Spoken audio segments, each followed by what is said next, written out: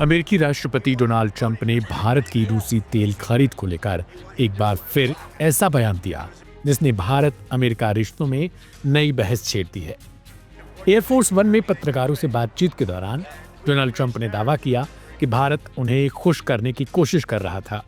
Trump ने कहा कि प्रधानमंत्री नरेंद्र मोदी बहुत अच्छे व्यक्ति हैं और उन्हें अच्छी तरह से पता था कि रूस से तेल खरीद के मुद्दे पर वह खुश नहीं है। ट्रंप के शब्दों में, उन्हें मालूम था कि मुझे खुश करना जरूरी है। वे व्यापार करते हैं और हम बहुत तेजी से टैरिफ बढ़ा सकते हैं। यह बयान ऐसे वक्त में आया है जब अमेरिका ने भारत पर रूसी तेल आयात को लेकर कुल 50% तक टैरिफ लगा रखा है, जिसमें शुरुआती 25% शुल्क के साथ अतिरिक्त पेनाल्टी के रूप में 25% और शामिल है। ट्रंप का यह बयान सिर्फ एक व्यक्तिगत टिप्पणी के तौर पर नहीं देखा जा रहा, बल्कि इसे दबाव की रणनीति के तौर पर भी देखा जा सकता है, जिसमें व्यापार, ऊर्जा और कूटनीति तीनों जुड़े हैं। भारत की तरफ से इस पूरे मसले पर पहले ही साफ किया जा चुका है कि वह अपनी ऊर्जा सुरक्षा और घरेलू जरूरतों को ध्यान में रखकर तेल आयात करता है। भारत ने यह भी कहा था कि उसे रूसी तेल खरीद को लेकर अमेरिका और यूरोपीय संघ की ओर से चुनकर निशाना बनाया जा रहा है, जबकि कई अन्य देश भी रूस से अलग अलग रूपों में व्यापार जारी रखे हुए हैं। अब ट्रंप के इसी बयान को लेकर कांग्रेस बीजेपी पर हमलावर है। कांग्रेस की प्रवक्ता सुप्रिया श्रीनेत ने एक ट्वीट करते हुए प्रधानमंत्री नरेंद्र मोदी को सीधे निशाने पर लिया। उन्होंने साफ शब्दों में पूछा। सुप्रिया ने लिखा, नरेंद्र मोदी जी चुप्पी तोड़िए, जवाब दीजिए। क्या रूस से तेल खरीदना इसलिए बंद हुआ क्योंकि ट्रंप को खुश करना था?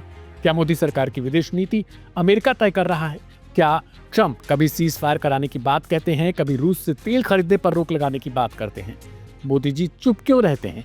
ट्रंप से मोदी इतना डरते क्यों हैं? मोदी की कमजोरी का खामियाजा देश क्यों भुगत रहा है?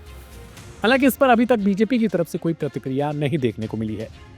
आंकड़े बताते हैं कि नवंबर 2025 में भारत का रूसी तेल आयात मात्रा और मूल्य दोनों के लिहाज से 6 महीने के उच्चतम स्तर पर पहुंच चुका था, जिससे कुल तेल आयात में रूस की हिस्सेदारी करीब 25% तक हो गई।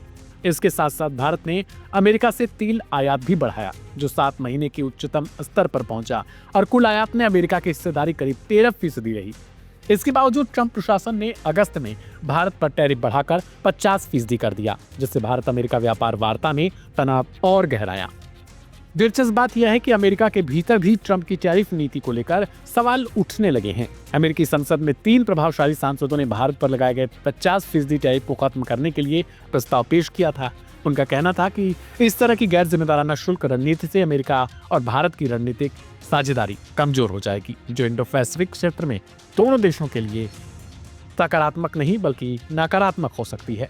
प्रधानमंत्री मोदी की वॉशिंगटन यात्रा, व्हाइट हाउस में द्विपक्षीय बैठक, क्वाड देशों के विदेश मंत्रियों की मुलाकात और रक्षा तकनीकी सहयोग ने रिश्तों को नई गति दी थी। लेकिन जैसे जैसे वक्त बीता, टैरिफ, व्यापार असंतुलन, रूसी तेल और वीजा पॉलिसी जैसे मुद्दे इन रिश्तों के सामने सबसे बड़ी चुनौती बनते चले गए। अब बड़ा सवाल है, क्या ट्रंप का यह बयान केवल घरेलू राजनीति और चुनावी रणनीति का हिस्सा है, या फिर यह भारत पर कूटनीतिक दबाव बढ़ाने की कोशिश है? वहीं दूसरी तरफ भारत में कांग्रेस की तरफ से पूछे गए सवालों को लेकर आखिरकार बीजेपी या फिर केंद्र सरकार की तरफ से क्या जवाब दिया जाएगा, वो भी अपने आप में अहम है।